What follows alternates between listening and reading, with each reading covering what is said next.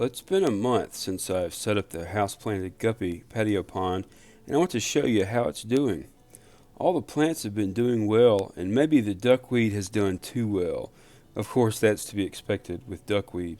It definitely serves a purpose, though, by shading the water surface and by sucking up excess nitrates quickly, especially in a short-term pond like this one. I just scoop out the duckweed on a weekly basis and trim back the creeping jenny, which is also doing quite well. It's growing just as I had hoped, giving the fish lush vegetation to graze on and doing a fabulous job of shading excess sunlight. I was having problems with Maranta and Photonia falling constantly into the water, so I stuck them down into the planter instead of having them grow just in the water. The dwarf umbrella sedge is, of course, growing terrifically as usual.